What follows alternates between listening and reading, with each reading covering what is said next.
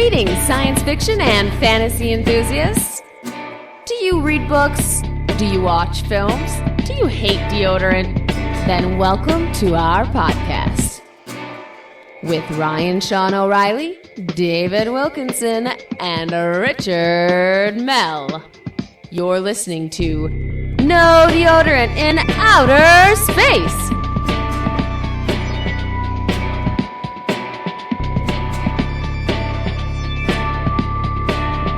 Now, let's get started. Good morning, good evening, good afternoon, and welcome to yet another edition of No Deodorant Outer Space. This is Ryan Sean O'Reilly, your illustrious host. Joining me, per usual, is David Wilkinson. What's up, bitches? Good evening. Oh, that's loud. And welcome to No Deodorant Outer Space, the home edition. We're all here live in our studio apartment in deep suburban Ypsilanti, Pittsfield Township in Michigan. I am here with my cohorts, Rick Mell and Ryan O'Reilly, whose middle name may or may not be Sean. And we are going to give it to you, and we're going to give it to you hard and long. And that's right. And we're actually, this is long. This is for the first time ever. That rhymes. That's Rick Mell over there. This is the first time ever that we are actually recording the podcast all together in the same place. I don't think we ever did this before, right? We didn't. I don't know how blue we want to make this, but like, we don't really talk about this a lot, but like, my gas is noxious, and we're in a very small contained room, and anyways, I defer to you, Madam Trustee. I got a couple lighters. Good. So Rick and I, who live near each other, trekked out to Ypsilanti, Michigan today to stay with Mr. Wilkinson. Woo, woo. As Dave already had said. Yes. So that we can record which we said was the final episode when we did Philip K. Dick, but this will actually be the final episode to cap off season 2 when we're going to do a little wrap-up show and kind of do a season overview. Now, is there any books to you guys that stand out over the other book that you'll take away with? You know, some favorites. It's a good question, and off the top of my head, some of my favorite books this year I had already read, and this again, but really the new book that I read that I liked the most was Horns. I'd say Joe Hill, Stephen King's son, and it was kind of funny because it wasn't like the best book I've ever read, or obviously it wasn't the best book I ever read, not the best movie, but I really enjoyed reading it up until the last page. I wasn't thrilled with everything in it, but of all the books I read that I hadn't read before, that's probably my favorate new book. And I'm even throwing a new author to you. New author, because Philip K. Dick, the shame about Philip K. Dick, which I think we all love that, was the We Remember For You Wholesale. I was so ingrained with Total Recall as a movie, the book, the short story itself, I'm like, well, this is kind of a distraction from the great movie. That kind of happened. I felt that way about Starship Trooper 1. Yeah, you did. I remember that. That was Starship. Yeah, I had no preconception of the movie Starship Troopers, so I didn't have any bias, and the movie completely exceeded my expectations. But that was season 1. Good director too. Yeah. Who was also did Total Recall. We've dealt with him at least twice now, right? Twice. Well, what about you, Rick? Was there any books that stood out to you? I agree with Wilk. Horns was pleasantly surprising. I really enjoyed that. Well-written book. The movie was decent, although we kind of poked fun at Daniel Radcliffe, walking into a bar and all that swagger he had there. That was the movie. So yeah, the movie wasn't as good as the book in terms of story structure, but the book was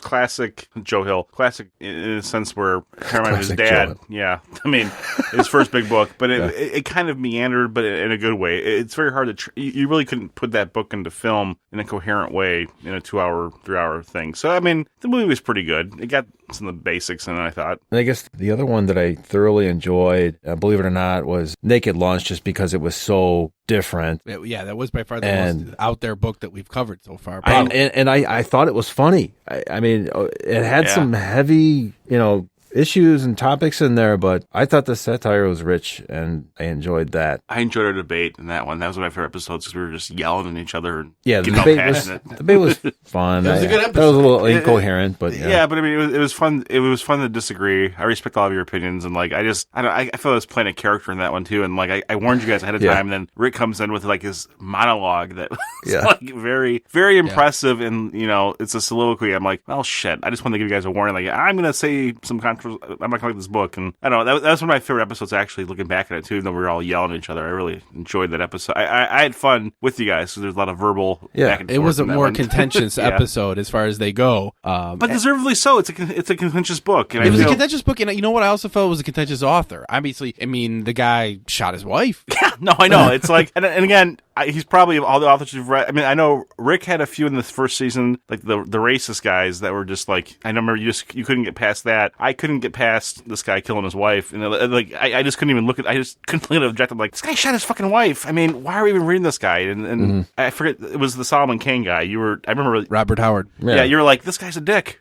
You know, it's like that's how I felt about this guy. Like, yeah. Oh, I think you also I felt don't that have way a lot about of respect for like suicide. He committed suicide. Robert Howard. Yeah. With Robert Howard, I mean, yeah, he was just a bigot in my eyes, and that's. But we had an author this year that had some elements of racism, and he was a well-known racist in his time. You're And talking that about was H.P. Lovecraft. Yeah, H.P. Lovecraft. I mean, and you can certainly detect all of that, you know, reading the short stories that we picked up this year. I enjoyed reading the H.P. Lovecraft stories. I recognize that he has issues, but I enjoyed reading those stories, and I also enjoyed reading the stories by, who's the other old guy, Robert Chambers, the guy that wrote The King in Yellow. Yeah, Robert W. Chambers. I enjoyed reading those stories, and I also felt, I think H.P. Lovecraft is a little bit more purpley with his prose, and Chambers straightforward. And some of them I felt dated, but a lot of the stories held up over time, and I enjoyed reading them. Here's the thing about Lovecraft, and this is kind of a 2-minute story, but like I've seen the Rolling Stones twice in my life. I saw them recently. I saw them 25 years ago. So I saw Mick Jagger last summer, and it was this amazing show, Rolling Stones. I'm like, wow, this is great. And I realized I love the Rolling Stones, but I don't like the blue. I don't like know any blues artists, and the Rolling Stones are totally predicated on these blues artists from the 40s and 50s, and that's where rock and roll comes from. And I'm a rock guy. The H.P. Lovecraft is kind of like those blues artists, where he's laid a predicate or a foundation for a lot of people that I love, but I really don't like him that much. So I don't know if this is about me. I'm kind of a Philistine, but I like the people that have been inspired by him more than I like Lovecraft himself. Do you think it was interesting to read him, though, to go back to the source material? It was. I just didn't like it. It's like when I listen to an old blues record, I'm like, yeah, I kind of like this, but I like the Stones better. And so I'd rather read Stephen King or authors that are more contemporary than read H.P. Lovecraft, because I don't know. I mean, again, I'm jaded because I grew up on the stuff that was inspired by him. So I read his stuff, it seems watered down and not as good. And that's like the blues. I mean, the blues, if I was born in 1940 or 30, I would have loved them. But like, I'm looking at what was inspired by them, which I think is the logical progression. And it's hard for me to look backwards and say, well, yeah, this inspired it, but I like what it inspired more than what it inspired it, kind of thing. So that's a fast comparison, and I understand your point there. I think it is fun to go back and read what inspired the things you love, and then see if that also, if you enjoy that,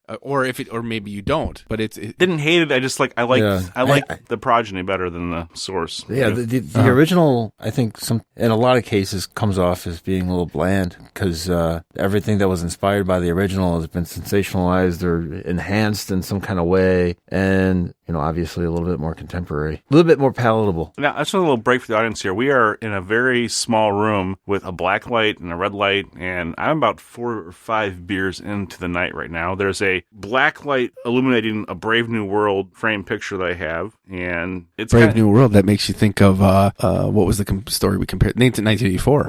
And as you can see from my basement here, I'm a Brave New World fan, I suppose, and I like them both. But like, this is kind of a weird little atmosphere we have going on here. There's stuffed animals watching us, and this is a bit of a homage to what we do here. We should put some pictures on the website of the setup here. This is special shout out to John Doyle, the man I love to complain about, but does a very nice. Ryan, we have this amazing equipment here. This is from John, right? This is from Dole. Yeah, this is all Dole's mics. They call him Dole. I don't know. I'm sorry. John Doyle, Dole, guy from My Decline, the guy who wrote our theme music. He let me borrow the mics and the mic stands and the cables. Give a lot of grief to, but this is actually sounds really amazing here. It's a really pretty amazing setup. And Ryan, he fucked it up, but I mean, Rick kind of came through and got it together here, but this is good. That is correct. Why not? Yeah. It's fun to actually record the podcast in person. I mean, I talk to people about the podcast that, as you know, to ad nauseum, but a lot of people, they listen to it. They think that we are together when we record. People are surprised to learn that we record the whole thing on Skype. So one of the things I felt like this year, as maybe opposed to last year, season 1 versus season 2, we're covered more horror stories. One of the stories we covered was not in the original lineup. Originally, we covered, we were going to do a story by Vonda McIntyre, but the movie didn't come out, so we replaced it with Carrie by Stephen King, which is obviously a classic horror story. We also did H.P. Lovecraft, who I think is more of a horror writer. How did you guys feel about doing more horror stuff this year? I was kind of let down. I'm not that big of a horror fan. I think it's a little bit depressing and deranged, but I mean, that's what it's there for, right? So it's not really my cup of tea, but I did enjoy reading Carrie for what it was worth. And I mean, H.P. Lovecraft, I just think he's just nauseating. I'm not that big of a fan, but what other horror did we cover for the year? We were talking this off camera, off mic, but I feel like the horror thing is over. I feel like we did very little horror, to be honest. To me, Clive Barker is horror. Mm-hmm. I mean, like some Stephen King stuff is horror, but like horror is a very specific genre to me. I mean, like I think we did a lot of fantasy, we did a lot of whimsical stuff, but like horror is more, it's tragedy mixed with waste, and you know. Well, I would think that some of the stories that Robert W. Chambers wrote in his short stories were horror. Mm-hmm. Maybe the True Detective was more a detective story, but that was horror. That was horror. And then also H.P. Lovecraft had some horror. I don't know if you guys felt like Horns was horror. I think you didn't feel like Horns was horror. No, it was a great book. I thought it was more fantasy, though. I mean, and again, I'm picturing Harry Potter in the role, so that doesn't help. But what about another theme that I wanted to talk about was covering literary fiction as opposed to genre fiction. I mean, some people could, I guess, disagree with the distinction. So Kurt Vonnegut is science fiction, but some people, like maybe, and I don't even know how Kurt felt about it, maybe not consider himself science fiction, and he's more literary fiction. 1984 is probably a little bit more literary fiction. It's funny you mentioned that. How did you feel about that? I just thought a concept of Kurt Vonnegut wasn't really a world builder in the sense, science fiction wasn't predicated on some all congruent notion that the world's evolved to a certain place. I thought he was more of a metaphorical writer as opposed to science fiction, but we can call it science fiction with a straight face and put it in the show, but it wasn't really. 1984 was a world building, it was a great literary achievement, but it was immersive. It created a whole, I thought it was a great, well-written book, not realistic, but a well-written book. One of my favorites, really, but it created a whole world, and when you read it, it's intense. Vonnegut's not intense in that sense. Vonnegut's almost like a poet. And I remember Dole and I think Rick, talking about Bradbury? And Bradbury felt the same way about the book that I didn't like, Something Wicked This Way Comes. That's how I kind of felt about Vonnegut. To me, it just kind of flows. I love reading him. I don't really consider it, I don't feel like I'm immersed in it. It's more of a poetry to me than a... Well, let me ask you, did you guys feel that there was a difference between reading Vonnegut and reading Orwell, reading some of the other stuff that we read? Did you feel like there was a distinct difference? Yeah, without question. You did. Yeah, let's go to Rick here. There was a huge sense of humor in all of the dark material that, Kurt Vonnegut had covered in The Bombing of Dresden in his book Slaughterhouse-Five. It's a morbid, environment, and talking about the bombing of a city with innocent people dying is not fun, but there was a high level of satire in that movie, something that, I think Kurt Vonnegut, it's kind of like his signature thing. Well, Vonnegut and Orwell were both around for wars, right? Yeah, but so Orwell is not a funny guy. I mean, he's not tongue-in-cheek. And Vonnegut based Slaughterhouse-Five on his experiences in Dresden. Do you think that lends itself to making that work more literary? Is that what makes something more literary? I mean, how do you compare that to something like Divergent or Last Apprentice, which we also did? They were very, very contemporary. Divergent, I'm very, conscious of not trying to sound like a misogynist asshole when I talk about the author, but right. I do not respect the author, like the author, or understand why that is even a thing, because that book was crap. It was just crap. I'm sorry. And it was written by a 21-year-old student at the University in Chicago, and I'm like, this is crap. This is like a fun thing to talk about in your blog, but like the book was stupid. It didn't make sense. It wasn't compelling. It wasn't even fun to read. And I guess if you're shooting for teenagers, I mean, are teenagers that big a fish in a barrel? And I've read young adult novels before that were, I mean, I like Ronald Dahl, Charlie and the Chocolate Factory kind of guy. Mm-hmm. I read those books to my kids now, and I still like them, but like Divergent's nothing I'd ever want to recommend to a child or read to my kids. I just thought it was that was the worst book I've read in a long time. Well, what about like Last Apprentice? I mean, or The Martian. So Martian was, I love The Martian. Yes, so do you think there's a difference between The Martian and 1984 or Slaughterhouse-Five as far as like what is The Martian literary? Is that literary fiction or is that more genre fiction? Clearly, in my head, The Martian is genre fiction. It is. Clearly. And what makes it genre fiction as opposed to, I'm assuming specification.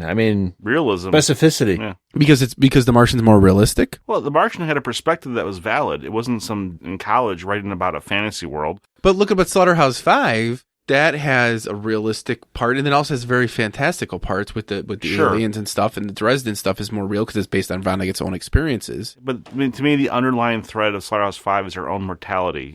So it goes, so it goes, and it's a hardcore. It goes to the core of human existence. That book, and it talks about things that are incredibly real, and the fantasy is so absurd fantasy when you look at the horror of our human existence. That's what makes it great. It's a work of art. I could talk about it for hours. Did you feel that way about The Martian? The Martian reminded me of Moby Dick, which people love, but I don't think it's as metaphorical as Moby Dick, but it's technically proficient. I learned things because the guy that wrote it was a computer engineer type person, and he was very technically accurate in the way to describe the book, which created a certain sense of knowledge and lore about it. And, when you look at other fantasy books, it's not a world-building book. It's a book that's trying to create a realistic picture based on their knowledge of the science around them. And I don't know. I like the book. The movie, and that was the second example of the movie exceeding the book for me. The Martian. The Martian. Yeah. But I like the book. But you like the book.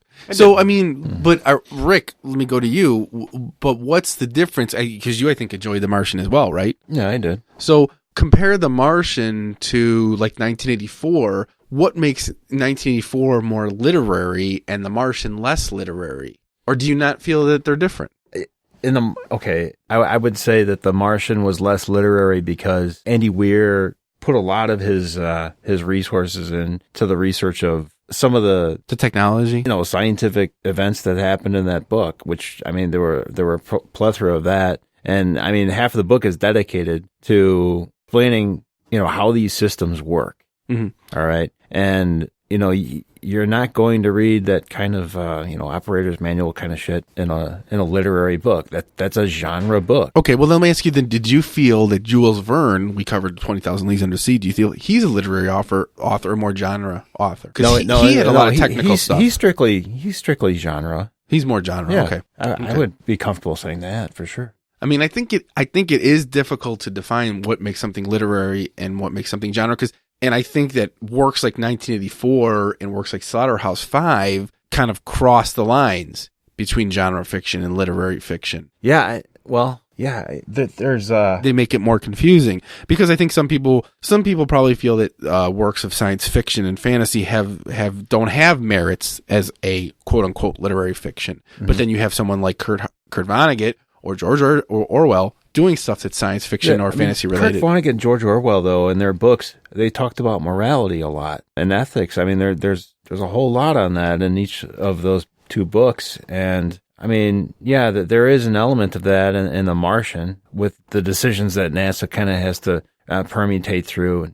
But I think that just sort of takes the backseat to the action and the scientific content, of what Andy Weir is putting out there. So another thought I had was that in this season, we covered a number of authors for the second time. We covered Stephen King when we did Carrie, and we also covered him in season one. We did The Running Man, and we covered Terry Pratchett when we did The Color of Magic, and in the first season, we did Going Postal. And additionally to that, we did Philip K. Dick, we did The Preserving Machine and Other Stories, or We Can Remember It For You Wholesale. And last season, we did Do Androids Dream of Electric Sleep. So, Wilk, how did you feel about covering authors for a second time? And some of these authors have many movies and books in the science fiction and fantasy and horror genres. I'm so sick of Terry Pratchett, and I say it's hard to explain because he's a great author and he writes great books. I just don't want to read them. I don't know. It's like I think it has a lot to do with your own excitement in Terry Pratchett, Ryan. Yeah.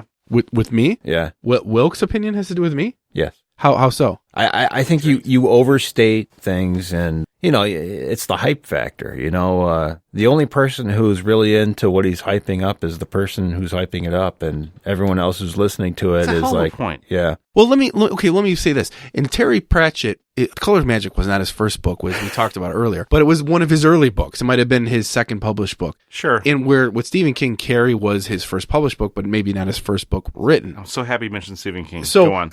So, I am. So Terry Pratchett, we all, I think we all gave 5 stars to Going Postal. We all loved that book. Oh, Color clearly. of Magic was one of his earlier books. And I think one of the comments you made during that episode, Wilk, was that maybe one of the reasons you liked Color of Magic less was because it was an earlier work and maybe his writing style wasn't developed. So similar, yeah. Did you feel that way about Stephen King and reading Carrie versus like The Running Man? There we go. No, because Stephen King did not create some world where he wrote 40 books in the same world. Carrie stands out. The Stand stands out. His books speak for themselves. He has created some worlds, but Terry Pratchett, the whole Discworld thing, it just like nothing that he wrote is that different. It's all built upon something else, and it's all tied together. It's kind of like this regimented thing, and he almost uses it as a crutch to get his stories along. But saying that now, guys, but I will say that in the Discworld series, and I'm not well read in those. I've only read a couple of those books, but there are different arcs. I'm not saying that. Okay, like we read Going Postal, which is part of a series of Victorian era books, whereas Color of Magic is more straight up fantasies. No, you're right, but here's my point. They don't stand alone. Like if we did J.K. Rowling, we'd be doing Harry Potter. We wouldn't be doing individual J.K. Rowling books, and I'd be annoyed if we did Harry Potter and the Sorcerer's Stone, then we did Harry Potter and the Deathly Hallows one season to the next, because it's really the same story. And Terry Pratchett, the style is so similar, and it's intentional. It's like he's writing a great book that people love, but it's the same book. And so to me, it's like I thought we did the same podcast twice, just with a slight variation. Like Color of Magic wasn't much different than Going Postal. It was the same thing essentially. Yeah, well, that was my problem with it. It's just like it's good, but I will say, We read Going Postal, and it was kind of like a book that was in the middle of the Discworld series, and, we were coming in on it as strangers. I felt like that just to a small degree. I didn't feel like I was a complete stranger to Discworld when I started reading Going Postal, And I think it was palatable. I wouldn't be able to do that with, Harry Potter and, the Prisoner of Azkaban or whatever the hell, Maybe. I just wouldn't be able to. I think Terry Pratchett's books are different than Harry Potter's because you can enter the Discworld series at different points. Well, Harry Potter you could too in theory, but I'm sure with Terry Pratchett you appreciate it more and like it more. You understand the nuances more if you've read the predicates. And with Harry Potter, I don't know. And you could jump into them and enjoy them. I'm sure. I don't know who would do that, but I don't know. I just feel like Terry Pratchett had his own thing, and people love him, and I don't hate him. I understand why they love him. I'm just like, I don't ever want to read another Terry Pratchett book. That's my take. Oh, I plan on reading more Terry Pratchett, and I actually bought 6 more books that I'm going to read. But yeah, I also would like to read more of him. I just don't want to hear Ryan go crazy about him anymore. So it's more about me than it is about the actual writing, which is too bad. Again, another English writer. I hope Clive Barker. He's English, right? I don't know. I feel like he is. Clive Barker. He's the one that Beam loves, right? Right. He's written Hellraiser. I've written it's got to be English. I've written at least I'm looking 5. forward to that. That's horror that I'm looking forward to. Yeah, and I've read 5 of his books, and they're all very distinct and unique. And his short stories are amazing too. And no, he's great. And again, I feel like everything he puts forward is going to be a different approach, different challenge kind of thing. It's different. Well, so did you feel that way about Stephen King? We covered this as 2 books now by Stephen King. We did The Running Man and we did Carrie. Did you feel, obviously those books are very different about different subjects. Rick, what about, did you look forward to reading Carrie? No, not at all, because it was about female teenage angst, which I should have been looking forward to because I never understood it my whole life. You still don't? I still don't. And I never will. It's confusing. But I think reading that book, it was refreshing to me. At least it was. So you did enjoy it? Yeah. Mm-hmm. Yeah. And Wilk, I think that book was your suggestion. It was. Yeah. No, I love Stephen King. No, it's his first book. Well, what about Philip K. Dick now? Wilk, you read Do Androids Dream of Electric Sheep, and then we read, I know you didn't read the whole collection of short stories, but you did read We Can Remember For You Wholesale. How would you compare that story to Do Androids Dream of Electric Sheep? I wouldn't even guess it was the same author. They're very, really? Incredibly distinct and different. Did you, I think you didn't like Do Androids Dream of Electric Sheep. No, I did. Or no, I'm sorry, you didn't like We Can Remember For You Wholesale. No, I liked them both. I just felt like they both kind of had these tangents at the end. I think Philip K. Dick's a bad finisher. He's got good ideas, and Stephen King's a bad finisher too in a lot of cases too. A lot of these authors they write themselves in the corners. But like the androids Dream of Sheep had that last act where he's climbing a mountain in the fog or something with some religious dude. Oh yeah, right. Like that just seemed tacked on, and I don't even remember Free Wholesale. Just the movie to me was better than the book, which is, I mean, they took it's like the Blues and Rolling Stones thing again too. It's like they took the short story and they made it into an amazing movie. Of those 3 books, or are those 3 authors, Stephen King, Philip K. Dick, Terry Pratchett, would you guys look forward to reading more books by them and doing, so Rick, would you look forward to reading more by them? Well, not Terry Pratchett, but No. Philip K. Dick and Stephen King, yes. Okay. Rick, Wilk, you must feel the same way. I actually do, yeah, because I mean, you're talking about podcasts, right? Like, Or podcasts? yeah, sure, or in your own private No, life. I will be reading more Terry Pratchett on my own without listening to Okay. anyone else talk about. stop ruining Terry Pratchett for Rick, Brian. Let him read Terry Pratchett in peace. It's like I want to get into this guy. You're ruining it for. You're killing it for me. Well, okay, let's talk about doing movie adaptions, what the show is about. So, and I felt this way. Listen to you talk about Philip K. Dick, Wilk, makes me think of Starship Troopers, and I enjoyed that movie a lot more than I did the book by Heinlein, which we did in season 1. Total Recall, the movie, and then the short story We Can Remember For Your Wholesale. I enjoyed the short story We Can Remember For Your Wholesale, but the movie, especially the 1990s movie with Arnold Schwarzenegger, really liked. Perfect. And I thought it was one of the rare cases where the movie might have been better than the story. Wow. Yeah, you guys are really hot on that. And I always thought the 1990 movie was good, but okay, look, here's the truth. I didn't rewatch that movie. I liked that movie when it came out, but I just kind of fell out of favor with me. I maybe there was some kind of chemical change in my head. I have no idea, but I just didn't want to revisit that movie. Out of favor or not, here's what I like about the movie. Even if you've only seen it like once or twice, the ending of the short story is him basically telling them that I was such a special child. This entire race of people, aliens, said, "You're so special, you 4-year-old."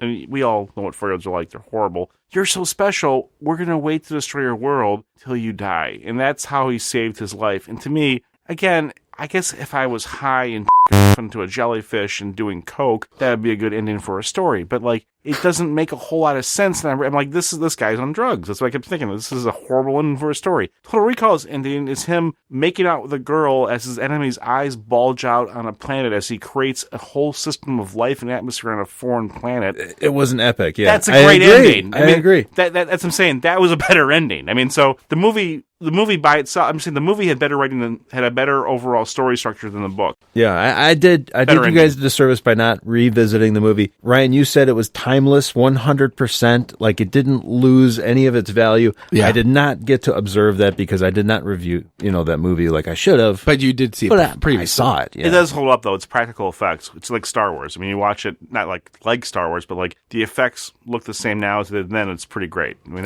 Yeah. Well, okay, keeping on this same thread, 1984, the movies I thought were pretty close to the text. But if you go to True Detective, the TV series that we covered, versus, The King in Yellow, those directors took a lot of liberties.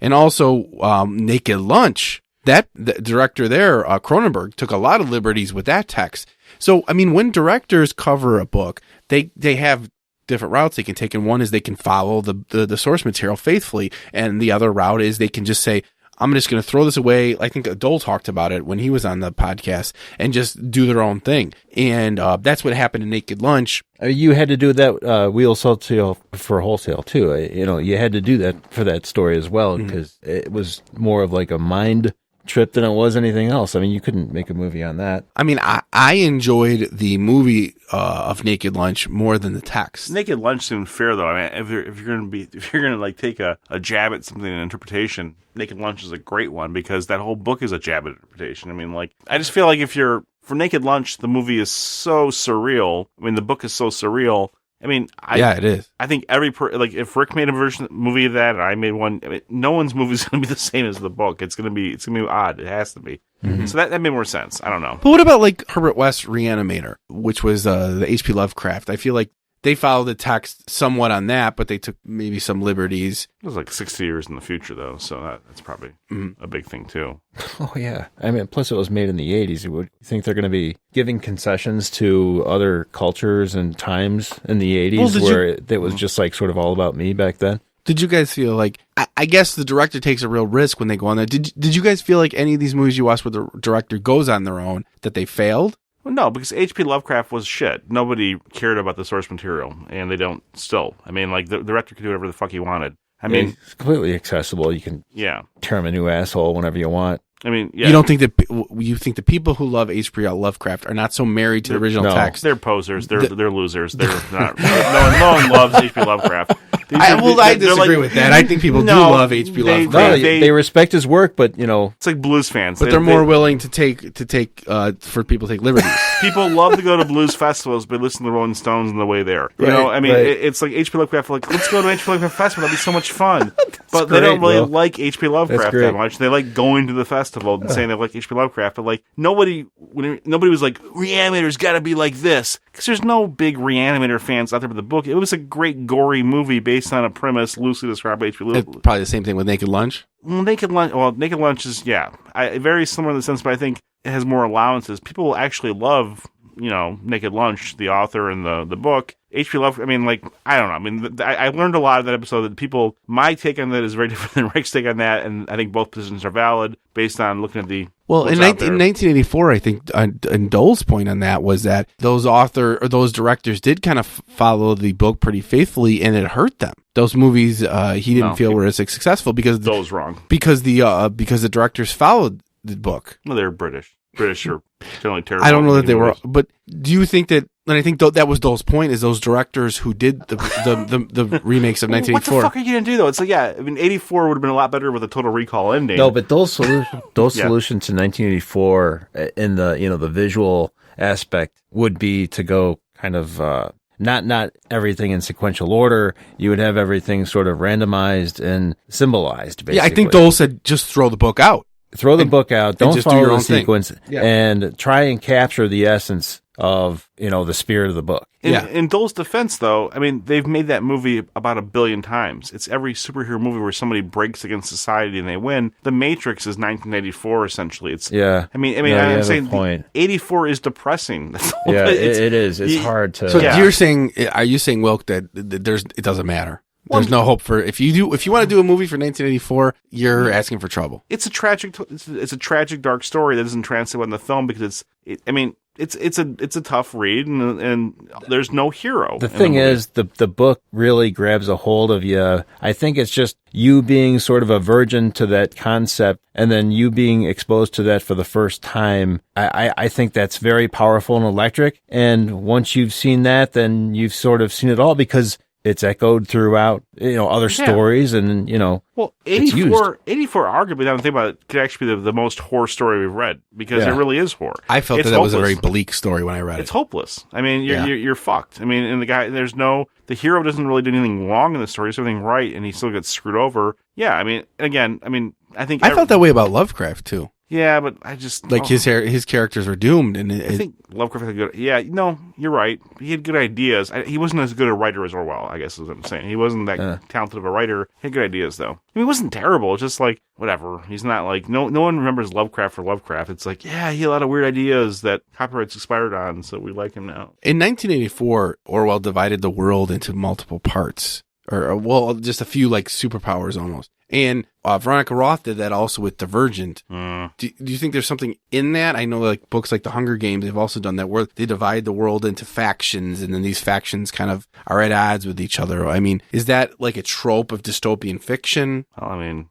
there's factions in every damn story, Ryan. Mm-hmm. It's not just dystopia. It's, with, teenage angst movies and stories and what else? Michael Crichton. I mean, there's always at least two different factions. But like as far as like societal factions, that's what these try and hit on. The thing is in Orwell, it's more of like the society is based on one thing only, and that's basically your intelligence, because you would test into the inner party and you would test into the party. Whereas, Divergent, you're testing as well, but I guess it's more of like it's a 5-pointed personality test, basically, and there is no better than the other. They all are sort of integral parts in the same, or at least that's, I think, the notion that she tried to convey. It's just that it so happened that a few factions were more powerful than the others or more oppressing. And I don't know, like it seemed like some of the factions had an upper hand and they almost exploited their special talents where they were supposed to be equal and in an ideal world, I guess. Well, let me kind of change directions here. 1984 is a standalone book, so is Horns. But we also read The Last Apprentice and Divergent, which are part of a series, In the Color of Magic, which is part of a greater work. Did you walk away from this season feeling any different? Did you feel that reading books part of a series? I mean, in this show, we don't cover a whole series, right? We just read like one book in a series, but I think The Color of Magic, you can read The Color of Magic on its own, right? You don't have to know any of the other books. No. You can read The Last Apprentice. Right. That's the first book in the series. You can read Divergence, the first book in the series. Did you walk away from the season thinking anything about reading a standalone work versus a series? The last two you mentioned, the Last Apprentice or the Spook's Apprentice and Divergent, I did not feel that way about because they were so much a part of the series. They did not stand alone. It was kind of annoying. Mm-hmm. I kind of don't. I like to avoid reading books that are part of a series in the future in the show because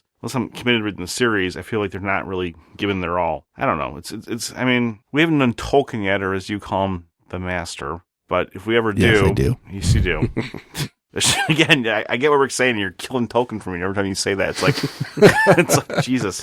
Yeah, I mean, Tolkien originally, when he put out The Lord of the Rings, that was one book, and it should have been. I mean, like, and he turned it into three. He actually wrote it, I think, as 6 books. You probably know better than I do. And they made it into a trilogy. Okay. I mean, I guess a combined book. How would that have been 6 books? This is a total tangent, but like 6 short books. Yeah. The last book would have been fucking terrible though, because nothing happens in the last half. If you read those books, they actually show the dividers in the books. But when the movies came out, they re-released them as the way Tolkien wanted to, but they weren't published originally like that. Oh, okay. Yeah, no, I mean it's yeah, where I was going with that, I mean, it's one very coherent story, but I guess, I don't know. I wouldn't want to read 1 out of 6 books in the Lord of the Rings trilogy. I'd rather read the whole fucking thing. And I don't know. It just... So are you saying that when we read, like, The Last Apprentice or we read Divergent, that we weren't really giving those series their just due? Yeah, I guess. Yeah, I mean, maybe. It just... I mean, it annoys me to know that... That there's more? Yeah, and that it's not complete, and... I don't know. I mean, did you guys feel that way about Pratchett? I think Pratchett's yes. Doesn't really. Yeah, I mean Pratchett has pros. He's entertaining. But, I mean, I guess I don't feel that way about Pratchett because Pratchett's not telling an overarching story with a beginning, a middle, and end. Whereas Tolkien did, and that's what that Divergent person probably thought she was doing. And Last Apprentice, apparently, according to Amanda, George's wife. No, Amanda, my former coworker. Oh, who did Divergent with us? She did Divergent with us, yeah. I mean, it was never meant to be read on its own. We shouldn't have done it. And, I hate that shit. So just release it all at once. Call it a book or put it in a magazine. I get annoyed when these again, this is corporate bullshit, but like, yeah, everyone wants a series now. They want a Hunger Games, they want a Harry Potter, they want a Twilight. So it's like an author has a story, they're like, oh great, divide it over 7 fucking books and we'll make 14 fucking movies. Everyone's got to invest like $50 instead of, Or just tell the goddamn story. I mean, is that so fucking hard? Right. Sorry. Swearing. I think in some of the early authors we covered, like Robert Howard or Edgar Rice Burroughs, those authors were doing serial novels where their stories were released in installments through magazines, and now we can read those books as completed works, Yeah, I think that sort of damages a little bit because I think in the serials, they used to engage in some sort of recall triggers, quite frequently. And if that was just sort of translated unabridged into a book where you would basically read it, from start to finish, basically you would detect that. And it kind of destroys the art. Well, all right, and then changing gears again, one of the topics just to kind of move along. One of the topics we also covered this year twice was Mars. We visited Mars, I guess the first time when we did The Martian, and then we also visited Mars again when we did Total Recall. If you guys had to pick between the two, did you have a better experience with Mars? And I guess we also did we did Mars previously when we did John Carter. Ryan and I feel that Wilk has a Mars fetish. I love Mars. Why do you love Mars? Well, it's sexy. It's the nearest planet to us. It's red. I mean, the red planet.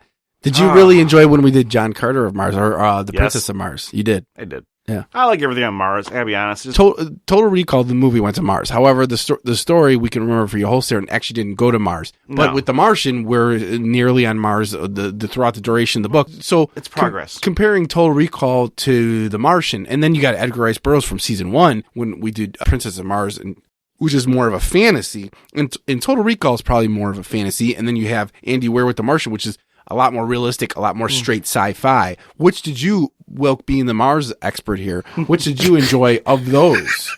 Well, Total Recall wasn't on Mars except in the movie, so I mean, like, Right, okay, so compare Total Recall, the movie, to those. Honestly, my Mars fetish clearly on The Martian was apparent because I think I said that's my favorite. I mean, it probably is one of the my favorite movies I've seen in years. The Martian. Yeah. I love the shit out of The Martian. And that's less fantastical than John Carter. But to me, Total what's Recall. more fantastic, the idea that we could actually, okay, I want to believe in Santa Claus. I want to believe in the Easter Bunny. I want to believe in heaven, sort of, I want to believe in these fantastic things that are just out of reach. But like the idea that we could actually go to Mars and live is inspiring to me. It's fun. It's like it's hopeful. Yeah. I mean, Terry Pratchett's entertaining. Stephen King's entertaining, but like, none of that shit's going to happen, but like the idea of going to Mars could happen. It should happen. It's going. And the author Andy Weir presents it in a realistic fashion. No, and that to me is exciting. It's like sex. It could happen. Seriously, we all get to.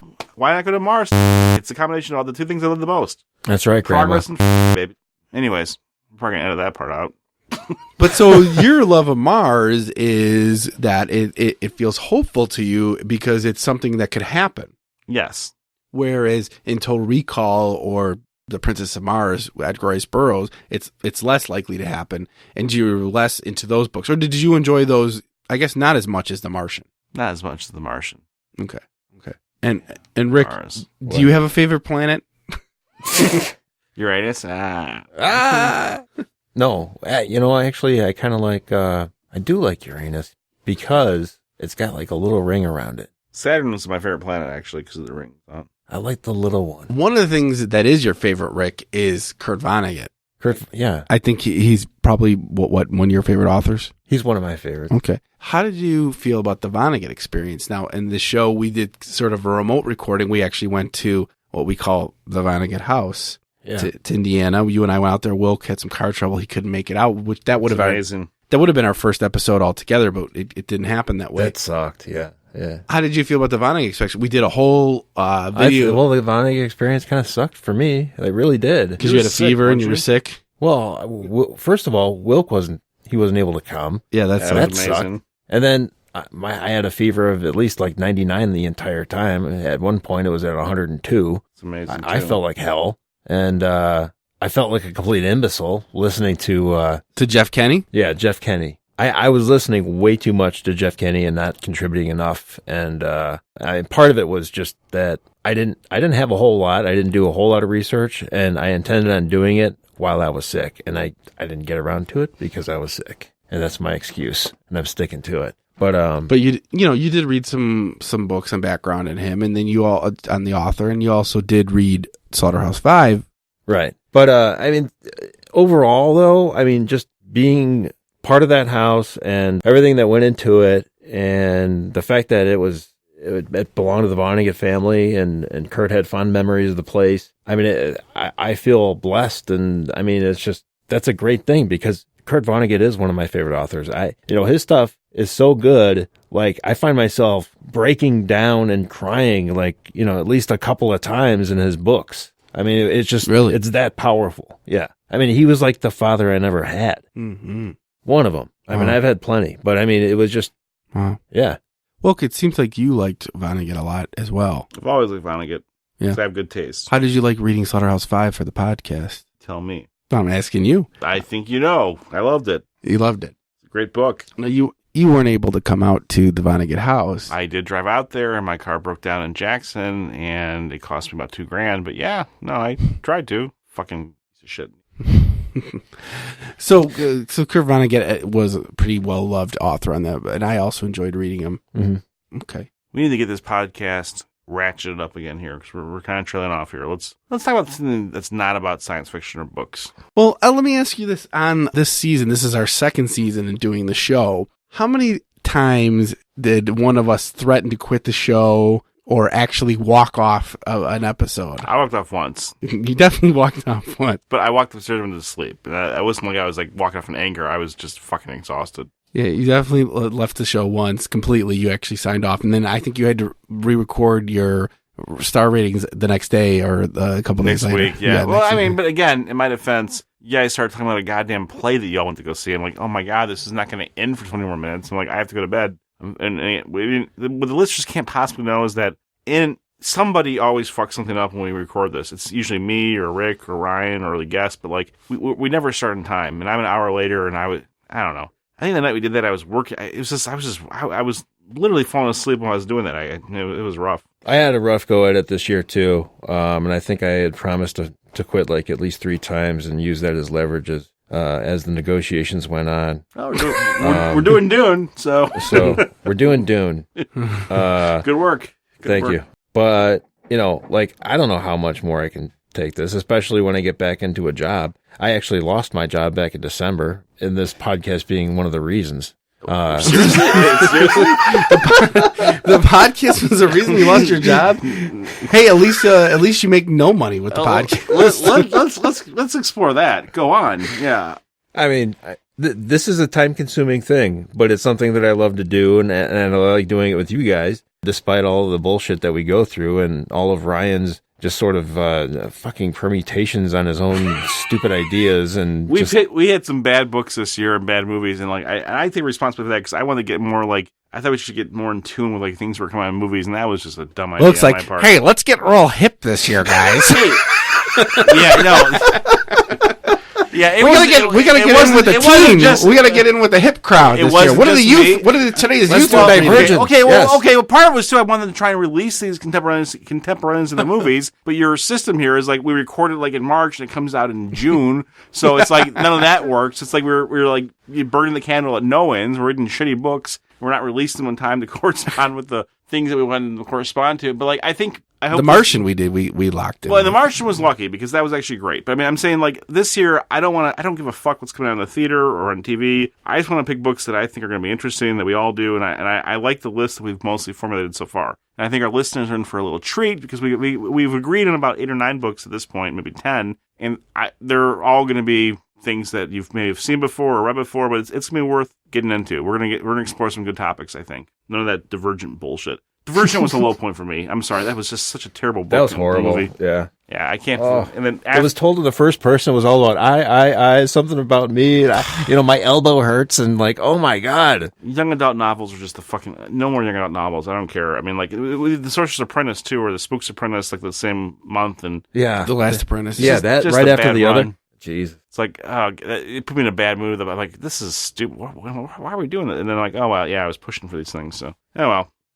We were trying to hit on relevant things, and we got trapped into doing a couple of things that we couldn't have known how bad Divergent was going to be. I mean, like, did you feel that way about Princess of Mars from season 1? Because that was also first person, and that was a turnoff to me. It was first person on first Princess person. Mars. No, I mean no. I think that the one of the turnoffs to me in reading Edgar Rice Burroughs in Princess of Mars was the first person perspective and the braggadocio or the braggart aspect of the character. Yeah, whatever. I mean, I don't know. I think it's apples and oranges, though, because, maybe. It was so old-timey.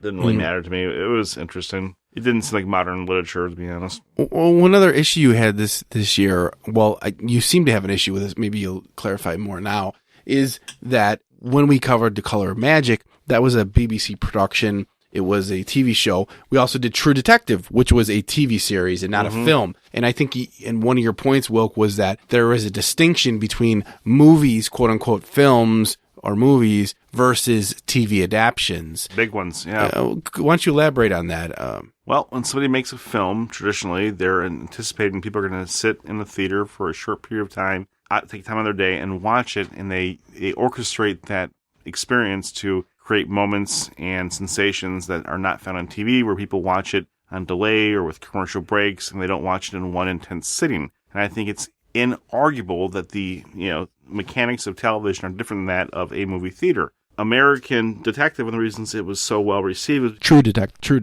Detective was so well received. American Detective. American American Detective. Good Christ. True Detective. Well, I think one of your issues was you were talking about British TV versus... I love ripping on the British, yeah. No, but True Detective was so well received because it did feel like a movie. It had these strong cinematic moments and outstanding scenes, and it didn't feel like traditional television. I mean, I'm watching these BBC things, and there's commercial breaks built into it. I mean, it's just like it's cringeworthy to the point that I love TV. TV's fine, but it felt like TV, not a movie. And to me, it's not a BBC thing; it's a TV versus movie thing. Just the way it's designed to be consumed. Rick, did you feel the same way? No. That's fine. Well, yeah, I did. Just to put it simply, yes. You did. So, I mean, are you guys less interested in checking out TV adaptations than you are films, proper films? Well, in general, for the podcast purposes, yeah, because I want to try and jump more into movies and television, but like, I guess any recreation of something that we're trying to read is fair game, be it a play or a movie or television. But like, overall, I gravitate towards movies just like I gravitate towards novels that stand on their own. I like to watch this work that's self-contained, I guess. That's what I'm looking for. I don't want to commit to a bunch of bullshit. Rick, let me go to you. We read some older stuff here. Well, H.P. Lovecraft and Robert W. Chambers versus newer stuff like Joe Hill or The Martian or Veronica Roth. Yeah. How did you feel reading old stuff versus very, very contemporary stuff? I think, reading the classics is a good exercise, but I do enjoy the contemporary a little bit more, if not a lot more sometimes. I just think it's more relevant. It's more real to life, and that I enjoy that. I enjoy listening to the news every day and to the radio. I still don't really play MP3s in my car. I don't play any CDs. I like to be sort of you're still on 8 tracks, part of the community, and listen to community radio, and feel like I'm a part of something else. You're still listening to your cassette tapes, right? I mean, I could bury myself in a bunch of MP3s and my own sort of world of audio, but like, I'm kind of a radio man. You still got your Sony Walkman. No, I mean, I'm not. I'm just trying to say that, like, I like relevant things. And Wilk, what about you? Reading old stuff versus new stuff? That's, I guess, what I'm getting at. It varies. I mean, I like the old stuff. I like the new stuff. I like a good book. And some of the old stuff is not that good, but it's a perspective into a different age, which I kind of like. Yeah, that's what it's good for. Sure. Yeah, I definitely feel that way. I also enjoy reading the old stuff. Yeah. I enjoyed like a lot of the old stuff, reading Chambers and Lovecraft, maybe more than you guys. Right. I think it gives you perspective, but I also just enjoyed it for what it was. I don't know what kind of perspective it can give you, like writing for a different time. Currently, I mean, what are you going to do with that? I mean, I guess you could do whatever the hell you want with it. But it's history. It's a perspective. It's history locked in for history. Right. But the writing style, I mean, I don't know. See, I felt like Chambers. You learned something from that? For Chambers, I didn't feel very dated when I read it. It didn't feel very like hard to read. I mean, I guess you could learn everything from everything. So I don't know. Is there anything else you guys want to talk about for wrapping up this season? I kind of hit all the points that I wanted to talk about. Wilk, is there anything you wanted to address that we haven't already addressed? Nah, I'm pretty good. You're good, Rick? Are you good? Yeah, I'm fine.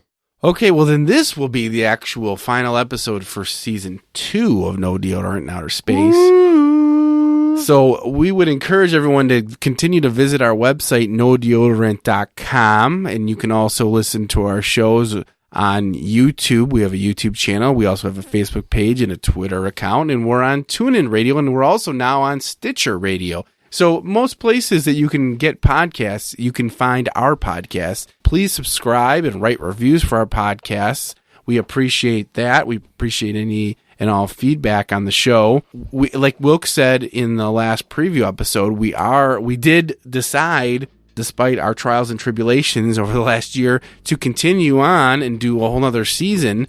So we invite you to look forward to next season. Check our website for the lineup for that season, and just kind of stay tuned. We'll be coming at you with a whole nother season of books turned into movies in the science fiction, fantasy, and horror genres.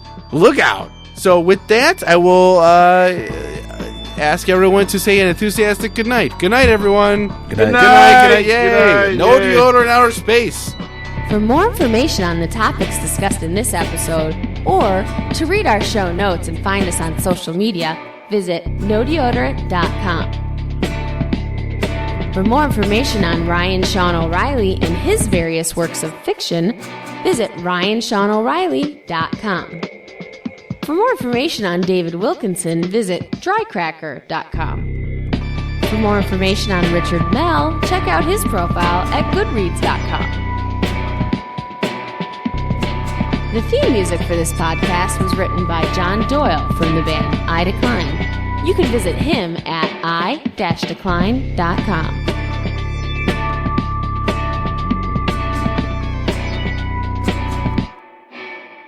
Voiceover for this podcast was provided by me, Margaret O'Reilly. Well, that concludes our episode. We hope you've learned a lot. Again, thanks for listening to our show. And always, always remember, there is no deodorant in outer space.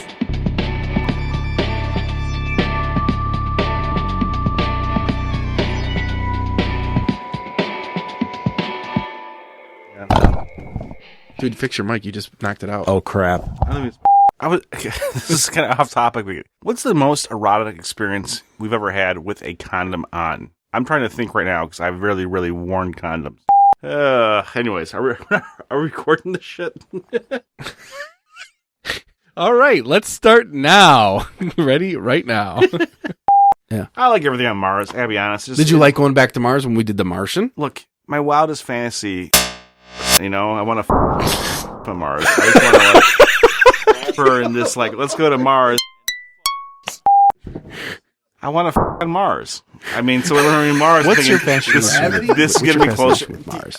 There is less. There's a comfortable amount less. If is you it the gravity? If you had to anywhere that wasn't on planet Earth, where'd you want to I wouldn't say the moon. I wouldn't say the space. I'd on Mars. We'll get a nice little air mattress and just on Mars. Oh, that's why we need to get the gods themselves translated into a movie, because that is the one movie where you have zero gravity sex, all right, and you have 3 different aliens having an orgy and procreating that way. It's great. Okay. No, I just say enough about alien orgies. I what? No, Stop rocking back and forth. I like rocking back and forth. I just feel like, but the microphone's not moving. Okay.